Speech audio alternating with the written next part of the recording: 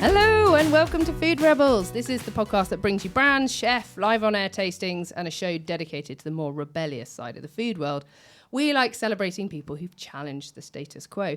You know me, I'm the show host. I'm always here, week in, week out. Taste expert, so I say. Food writer, great taste, judge, business owner. And I'm really pleased to welcome back a genuine bona fide expert, Drew Baker, who's our MasterChef winner, owner of Tempest Charcuterie, general foodie legend. Welcome back. Thank you, AJ. It's always lovely to be back. We have got a bit of a party, actually, today, which is, it's not necessarily the time of day that you would normally have a party, but we're going to have a party. Because we've got some really cool guests in today. We've got Jessica Summer from Mouse and Grape. Welcome, Jessica. Hi, nice to be here. Just tell me quickly, what does Mouse and Grape do? So Mouse and Grape is a luxury cheese and wine brand. So we specialise in paired hampers and also tasting events. Oh, amazing. Sounds so good. And we've also got Katie O'Brien from Jackton Distillery. Welcome, Katie. Hello from Glasgow, Scotland. Lovely to be here. It's so lovely. Can you just tell me a little bit about what products you've brought in? Absolutely. We've brought in our beautiful products from Jackton Distillery, family-owned business in Glasgow, and they are here for you to celebrate your rare moments together. Oh, I love it. And the brand's got rare on it, hasn't it? I love it. This is so cool. I don't know where to start, actually. On the table in front of us, we've got cheese, we've got wine, we've got spirit. It's slightly ridiculous. I know I'm not meant to have favourites. That this might be my favourite one that we've recorded. Oh, great. You've got wines, cheese, and as you said, different spirits, but all with wonderful stories. And I think, I think we should get straight into it because there's a lot to cover. Can we start with the cheese? Could you talk to us about what you've brought in? Yeah, absolutely. So what I've brought in is an example from one of my hampers. So this is the Perfect to Share hamper, which basically has 3 canned wines in it from the canned wine company, paired with 3 cheeses. So the difference with Mouse and Grape is that I'm a sommelier and a cheesemonger. So my expertise is in pairing those 2 delicious ingredients together to come up with an even better outcome. So here we've got an example of 3 of those pairings. So we have White Lake Rachel, which is a British goat's milk cheese, which is paired with the canned wine Rosé Ganache. And then we have the Taleggio, which is a washed rind Italian cheese, which has got quite a pungent aroma, but is quite fruity and sweet tasting. And that's paired with the Gruner Veltliner, which is also canned wine co. And then lastly, we've got Beauvale, which is a gorgeous British cheese, which is made in Nottinghamshire based on a Gorgonzola. And that is paired with our red Grenache. So a whole feast, an example of what you can do when you bring those ingredients together. Well, do you want to tutor us through it? Where should we start? Absolutely. Well, let's start with the goat's cheese. So the way that you do this with kind of pairing cheese and wine together is, first of all, you take a little sip of the wine just to have a taste of that on its own. And then what you do is try the cheese on its own. And with cheese, it's really important that you kind of treat it like you would with your tasting wine. So you're observing what it looks like, and from this we can see that it's washed rind, and also the colour is slightly paler because it's a goat's milk cheese. And also make sure you smell your cheese. A little tip that I always do is if you break the cheese in the middle and then smell in the gap, you'll get a much stronger aroma. So the magic in this is eating them at the same time, which often people don't know to do. So what you need to do is take a bite of the cheese and hold it in your mouth, then take a sip of the wine, combine it together, and then it's in the finish that combination comes alive. I love that we're doing 3 different styles of wine, because historically when there's ever a cheeseboard, people stick red wine with it, and I find more often than not the red actually clashes. That's Agree. very true. And I would personally always, if I had to pick one, would generally go towards whites. Yeah. With a cheeseboard anyway, something, Definitely. Whether it's a burgundy or something. I just find that because you haven't got that tannic structure to kind of interfere with things. But and also I'd never have thought about putting rosé, but actually the Rachel with the rosé is just a match so made in good. heaven. Yeah, it works so well. And I think you're so right with that, because it's such a delicate balance of flavours, and even within cheese there's so many nuanced kind of different flavours and textures and aromas that you don't want a wine to just steamroll over it, where you're gonna lose a lot of that combination. So that's like the first example is a really nice kind of light example, and that's one that I always say if you're not sure about pairing cheese and wine together, go for a goat's cheese with either a rosé or the likes of a Sauvignon Blanc, because it's just a combination that we know works really well. So you'll kind of start to get the feel for it. It's definitely exactly the kind of combination that I would always go for, because I prefer the lighter cheeses anyway. Yeah. I prefer the subtlety of it, and I do drink red wine, but I have to be a bit careful with it. So I'm more likely to choose white. And like you, I just think it goes better. Mm-hmm. Oh, that's fantastic. Well, good for you then. I have some white wine next. So we've got the next one is a Gruner Veltliner, and that is paired with Taleggio.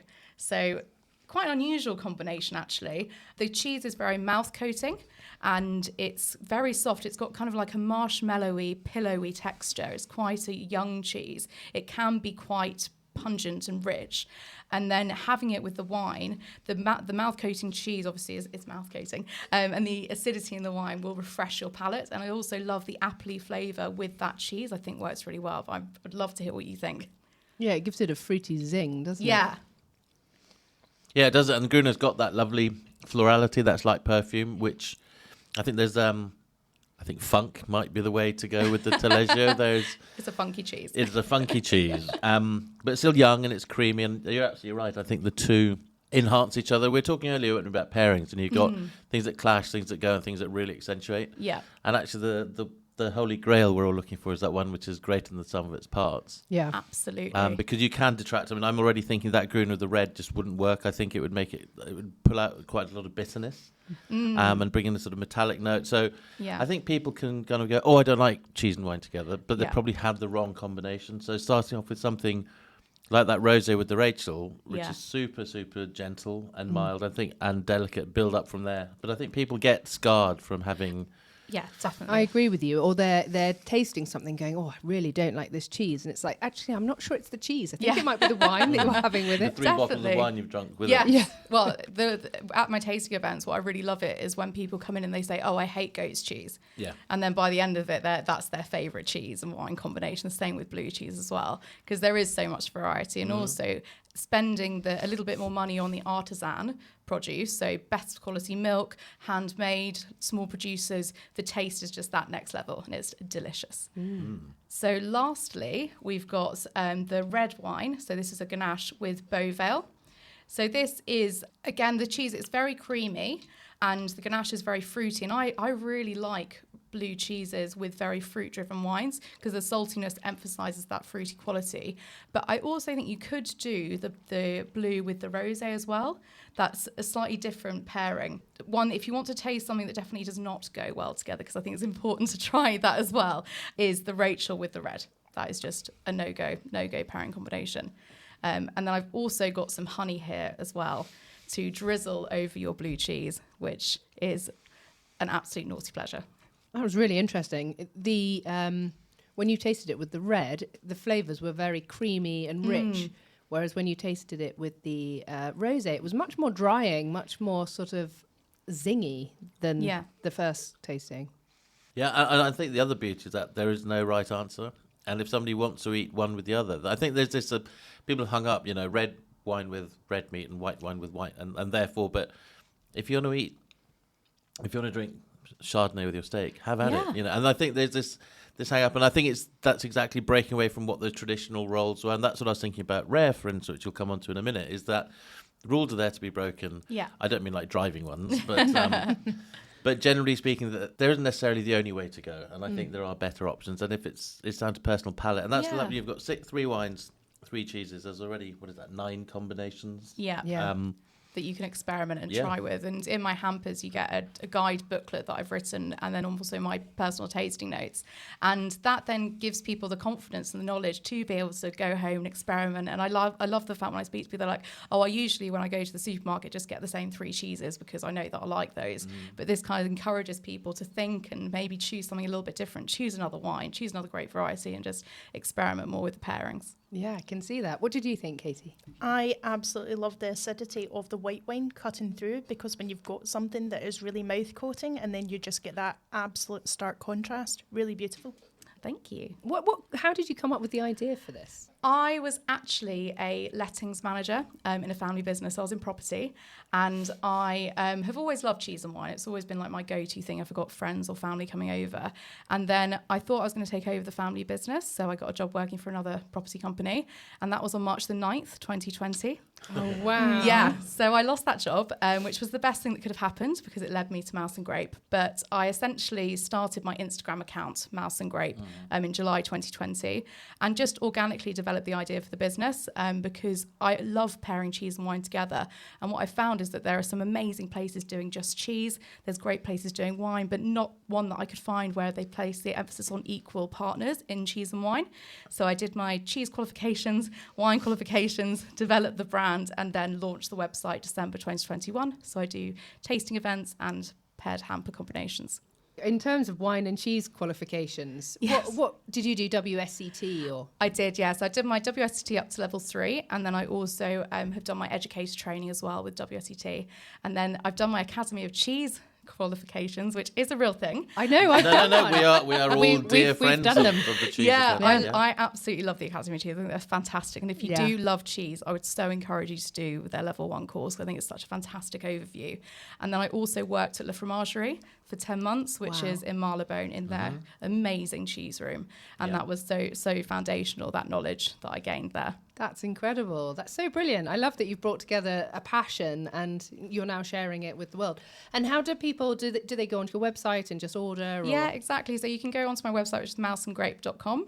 And then also you can find me on social media. So I'm at Mouse and Grape. And I've just launched my own personal kind of one within cheese and wine, which is more about kind of pairing all sorts of cheeses and wine, which is Jessica Summer Cheese and Wine.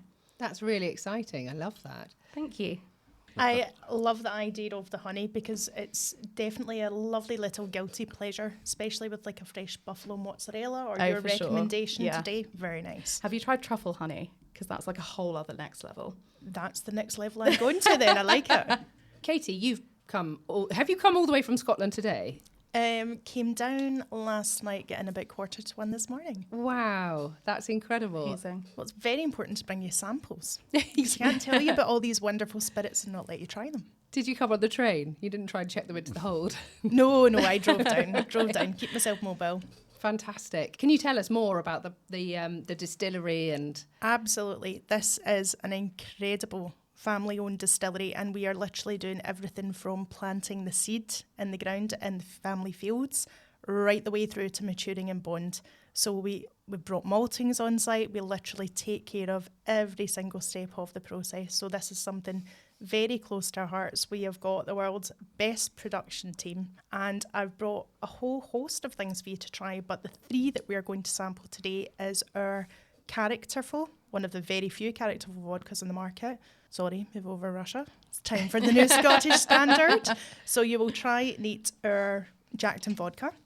We also have a brand new, this is one of our team's love story in a bottle. Something old, something new, something borrowed. What do you think this product might be called? Something blue. Hey. And then you have this was our second win in a row. For 2023, we are the reigning champions of the best blended Scotch whisky, as voted at the Scottish Whisky Awards. So you have our beautiful Pedro Jimenez.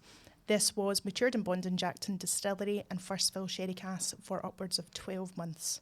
Wow, I cannot even try and pronounce that properly. We actually put out a video, I think it was on the Jackton Distillery TikTok, of everybody in the team trying to pronounce Pedro Jimenez, and not one person said it the same. That was great. So it's a shortcut. You'll see it on menus as PX. Yeah. PX, Yeah. So that's generally where you'll... Yeah, one of the team did cheat and shorten it to PX. When they were asked PX to pronounce it. Yeah. Well, there you go. Well, I love what you were saying about, owning every process from grain through to malting, through to all the distillation, obviously, and the maturation. But what I also loved about the story is that it is historically such a male-dominated sector, alcohol as a starting point, but whiskey more than anything. And there's such rigid rules where don't put ice in it, you can only put a bit of water in it. And it's this kind of drink it our way or don't drink it at all. And actually you guys ripped up the rule book. Sorry, more because a lot of senior positions aren't men as a starting point, and I think as a result that comes through in the product. And you see this with female-owned wineries. There is a discernible difference, not only just in the process but in the end result. So not only did you rip up the sort of rule book in as far as how you should drink it, but right from the start, and you do have this holistic new view on it. And I thought when we thought about Food Rebels, I thought all of the credentials kind of fit perfectly. Janie and Clara are true rebels, absolutely. You've got father, son and 2 daughters who couldn't be any more different, and in their differences are just wonderful leaders within the business, whether it's on the social media side of things or Janie now taking the brand out to the States. So we've already reached across the pond. We're now available in Florida and soon many other states. That's incredible. What a journey, though. Why the States? They're big whiskey lovers out there, aren't They are huge whiskey lovers. So the States and France, both very big whiskey lovers. And we actually have the world exclusive on the use of the Chambord casks from Chambord Castle, or as they would say in France, the Domaine National de Chambord. It's got to have its full name, its full title. So we actually take the vintage oak from the trees of Chambord Forest, and they are all hand-cut according to the age-old French tradition, air-dried in the heart of this stunning estate for a minimum 2 years before they go to galore the coopers over there, and they are assembled and they are brought exclusively to Jackton Distillery in Scotland for the maturation of Scotch and gin. The thing about this is not an industry that it's not the thing you get into to make money quickly. Yeah. It is all about time. Somebody whose business is reliant on time, you realise that the business model for creating anything with any degree of maturation is an awful one because it's all cash up front. And then you wait. So if you're selling a 10-year-old single malt, for instance, you're paying money for 10 years before any revenue comes in. So people forget, and you think actually that's the point. There are easier ways to do it, and obviously you can mitigate against that with things like the gin and the vodka, which you haven't got that maturation. It's the distillation, obviously. But it's fascinating and it's heartening to see that people will still go into something as competitive or as fraught, like you've done with cheese and wine. Yeah. It's such a competitive sector, but there are still people finding a way and forging something different in that space. And I think that's kind of the point of Food Rebels, right? Finding these people who have gone into spaces which it's not an easy space and done something materially different. And purposefully not racing to the bottom on price and actually going, no, we are going to be really good quality and it's going to cost what it'll cost at the end of the day. But it's going to be a really quality product that you're going to be delighted to drink. I think that's an important thing. These products, the Oloroso, which took the prize for Best Blended Scotch in 22, and then the Pedro Jimenez at the end of last year there. The important thing is the cask finish that they've had on them is actually significantly more than a number of your single malts. Wow. So you are creating the absolutely best product that you can from our national drink, from beautiful seasonal malts and grains, to try and bring something that they can actually reach at an achievable price point, but that is just exceptional flavour. Yeah. I think introducing people to better quality as well, because I think it's so important to. I think nowadays when there's a kind of a lean, I guess, a bit more towards the low and no alcohol, that kind of trend, and lots of people are thinking of those things. What I always like to say is, like, you're much better to spend a little bit more, less often, indulge, but like consciously indulge in the better quality and enjoy it more. I couldn't agree more, and it's the same for meat. We should be eating less meat, and when you do less but better. Yeah. Same with wine. Yeah. I've got this thing where it's kind of ongoing joke where I'll decide whether I'm going to drive or not once I've seen the wine. So if I come to yours for dinner and I drive, then you should be offended. I'll remember that. Noted. So, but it's that. Why drink bad wine? And there's no need. I'd rather not drink it, and when I do, really celebrate it in the same way that with meat or cheese or anything like that, celebrate it for what it should be and not for this, it's here, I'll eat it or drink it. I agree. Sort of mindset. Did you ever see Ben McFarlane and Tom Sandham put together the Thinking Drinkers, where they do this hilarious skit, and it's very, very funny, almost panto-esque at points, but you all are tasting different drinks, and their whole point is drink less, drink better. Yeah. And quality over quantity, and actually really taking a moment and having a mindful moment. And it's got a very serious message, which is conveyed in a hilarious. Oh, I will keep an eye on hilarious that. way. Yeah, It's very good fun. Can we taste them? Let's taste. Please do. We will start off with this is 40% neat. This is your Jackton vodka. Now, I would classify myself not as a vodka drinker. Because historically, when forget all of the sort of teenage disastrous evenings, there's usually booze and very little else, but there's a real complexity, there's a nuttiness, there's a real depth of flavour, and in fact, we're kind of engineered to start thinking of vodka as nothing but booze, and it's a vehicle to, add flavour to. But that over ice, I would happily drink because there is quite a lot going on. There's almost almost a slightly savoury note to it, which is interesting. And I think that's the thing, when you're using the right quality ingredients, don't over rectify the spirit. Actually allow some of it, as much as it's still a neutral spirit, to shine through. So definitely one of the few characterful vodkas on the market. I absolutely love this. And like it's not very often that I get to taste spirits in what I do. Mm-hmm. And the thought of sipping vodka was a bit of a funny one. You did look at me across the table then. Really? I'm gonna do this. But no, it's really, really nice, and it's not burning at all, No. and it's not giving me that. You know the feeling when you do a shot and then your mouth waters. watery Yeah, jaw. oh god, the watery Like, jaw. here it comes. Yeah. It didn't do that to me at all. And yeah, I think the nuttiness, the quality of the flavour. I can't wait to try the rest. If you want to try that with one of my favourites, a Cosmopolitan, all the recipes are on the website at rare.co.uk. There's a whole selection of tasty treats on there for you to try. And rare is spelt RAER. Yes, Rare.co.uk. that's it. So where to next? So where to next? Depending whether you like lemonade or tonic with your gin, if you would like to lift your lemonade or tonic and add it to your something blue, paying close attention to the liquid as you do. So as a very visual thing that's going to happen, I feel the podcast might not be the greatest media for this, but actually it's a beautiful pale blue, sky blue gin that we've got in the glass. And actually, I'm just watching AJ pour in some tonic, and it has just changed from sky blue to baby pink. I love that. That's is very very cool. fun. So that has changed in sort of real time from pink to blue. I could imagine this also being an amazing gift for new brides. Absolutely. It must be a huge, huge market for you guys. It was actually two of our team, Colin and Jess. It's their two favourite botanicals together. And the lace on the bottle is a lace from Jess's wedding dress.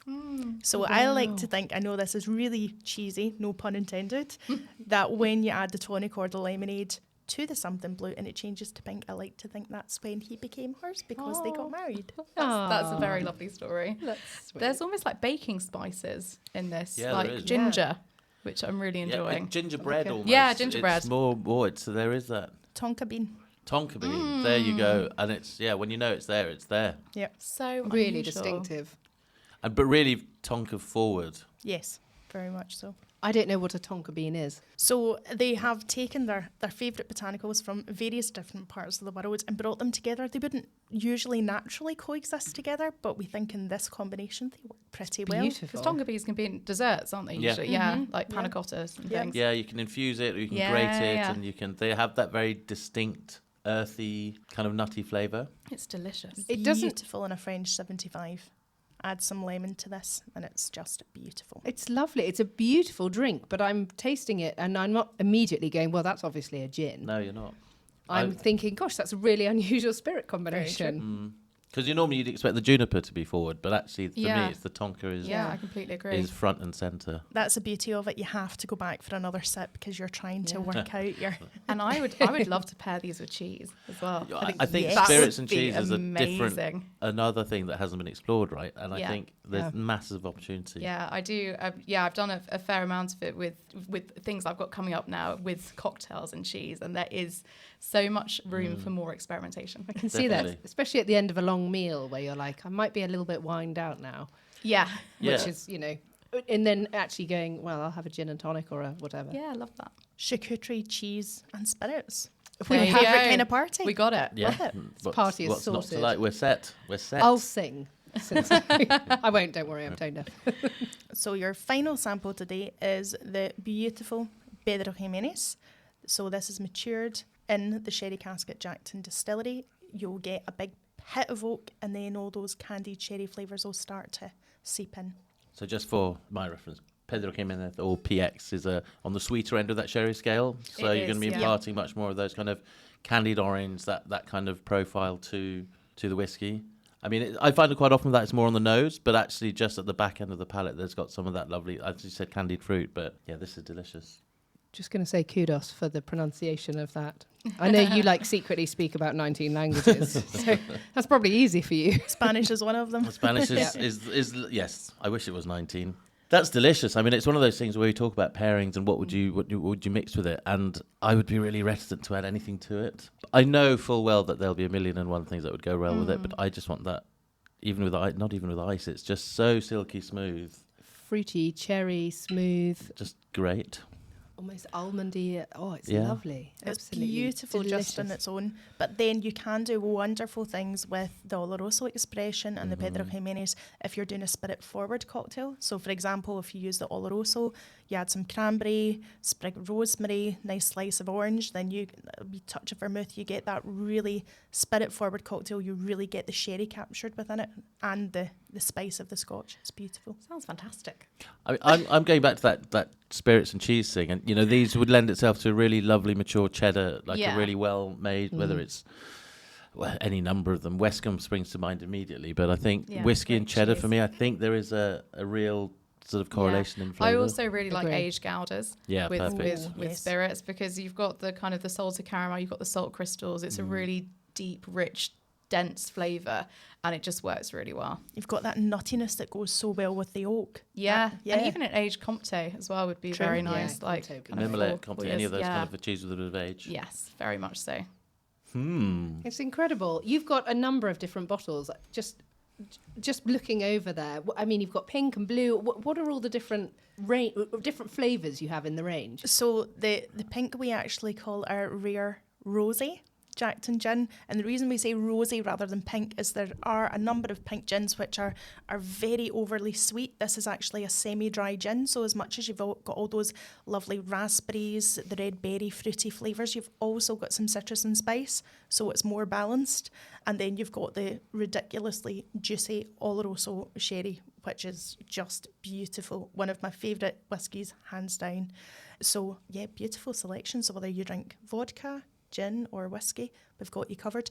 And our original rare blend, one of the most simple cocktails you can make in the world that people generally don't think to do. They tend to serve champagnes, Proseccos, cavas.